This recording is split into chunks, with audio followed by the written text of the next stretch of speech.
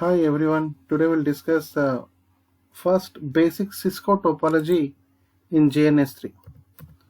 So for that, click on the JNS3 app, run as administrator.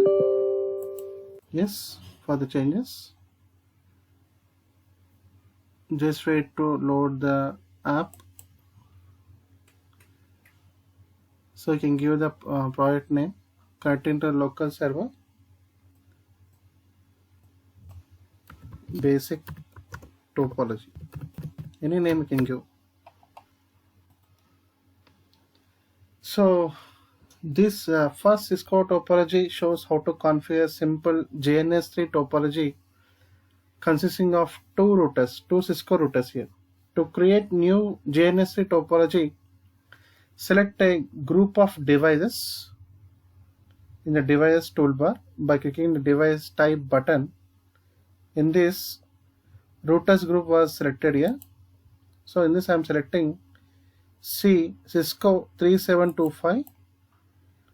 Okay, in this router, iOS image has already been imported.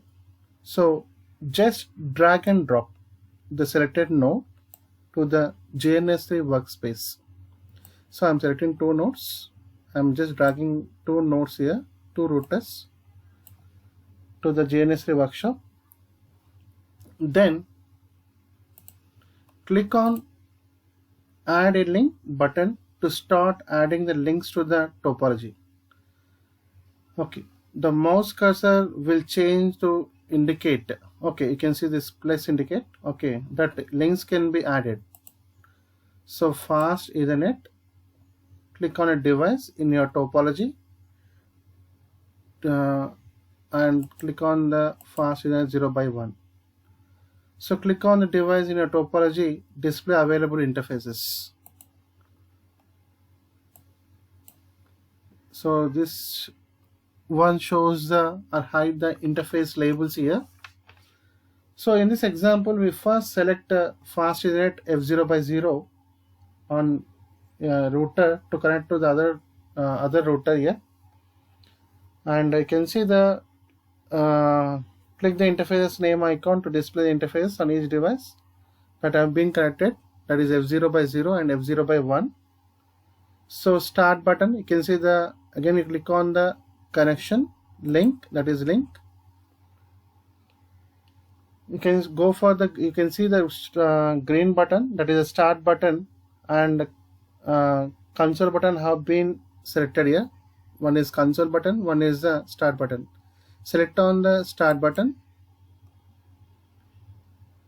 Wait for HTTP localhost to load to start the routers, and you can see beside of the start button another one is console connect to all the nodes.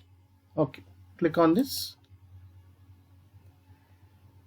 This powers all the devices in the workspace and as well as launches Solar Putty and creates the tabs for the each link here. So it is created for router R1. Okay, and for R2 also, you can double click on the router.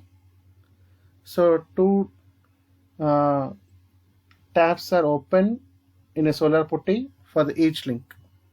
Okay. Now after R1 loads up, let's look into the interface R1. Just go for the R1 device, show, or you can type sh IP interface brief. So you can see interfaces, the status. As you can see, the all interfaces are administratively down, and same on R2 also. So go for R2.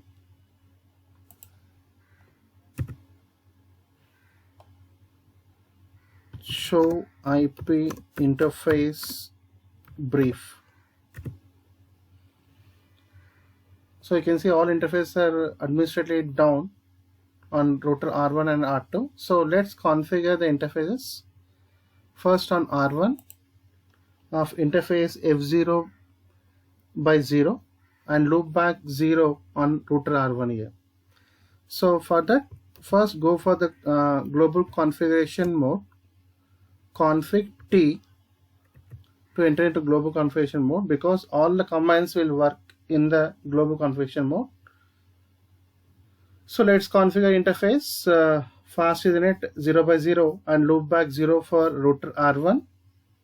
So for that command, interface int FA 0 by 0.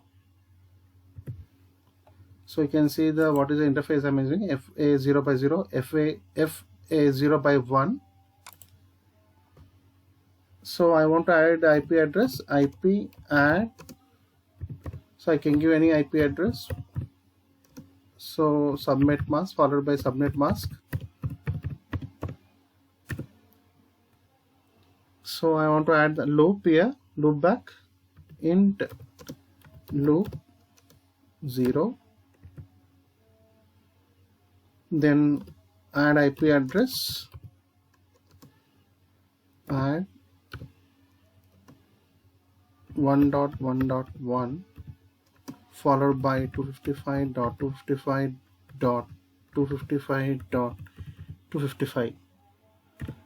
Next n. Now I go for again privilege mode, show IP int brief. So you can see status, it manually up. So that's just like a real router. We have to enable interface first before it will come up. Let's enable fast Ethernet on router 1. So int, so for that purpose, go for global configuration mode, config T again, int FA 0 by 0, no shutdown, no shut. Okay. Now you can see. Now let's check the interfaces again on router R1. Exit again, show IP interface brief.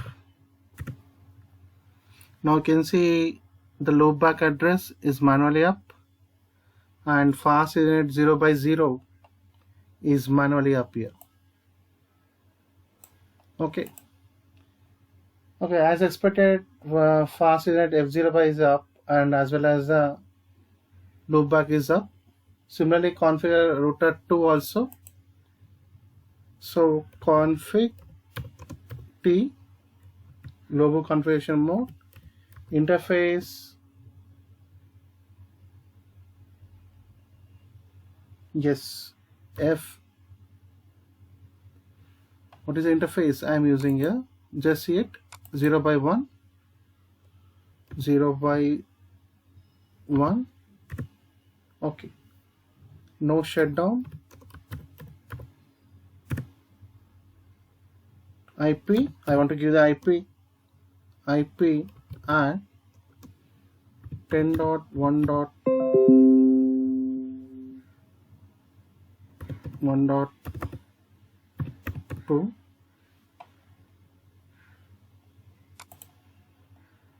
followed by subnet mask 255.255.255.0. Just enter. Then loop back int loop 0. I add IP address, IP add 2.2.2.2 followed by subnet mask. Okay, enter. Since we used a no shutdown on interface already, that interface has already gone up and loopback 0 also went to up, so created that interface. If we run show version, exit, go for privilege mode. If we run show version, on router 2, you can see the version of the router, the summary, the Cisco 3725 R00 processor, fast Ethernet interfaces, what is the DRAM, what is NVMe RAM, 55 bytes. Okay, so at this point R1 should able to ping here. Okay, so from R2 you should be able to ping here. So ping, what is IP address for R1? I am given 10.1.1.1. So type X sequence is dropbot. Success rate is 4/5. You can see that single miss ping was due to the initial ARP broadcast, which is normal. Okay, now I go for R1 router. Should also ping, able to ping here, ping 10.1.1.2. So success rate is 100%, 5/5. Round trip time, you can see 12, minimum average 14, and max is 20 seconds. So have no dropping message here since ARP exchange already took place here. Now because routers does not contain routes to the /32 addresses assigned to each other loopback 0 interfaces, let's use routing protocol example OSPF in the instance, so they can each dynamically learn how to reach those here. So go for R1 again, configuration mode, config T. Okay, router, just click on tab, router OSPF 1. Okay, then router ID 1.1.1.1. next network 0.0.0.0, 255.255.255.255 area 0. Okay, click on that N. Now using this network 0.0.0.0, 255.255.255 space area space 0 in OSPF, that is to enable OSPF on all the interfaces in an OSPF area here. It's always not desirable in real world, but in lab purpose you can enable it. Let's do same on R2 also. Click on R2 router, go for global configuration mode, config T. So router OSPF 1. So router ID, I want to give router ID. Router ID for router 2 is 2.2.2,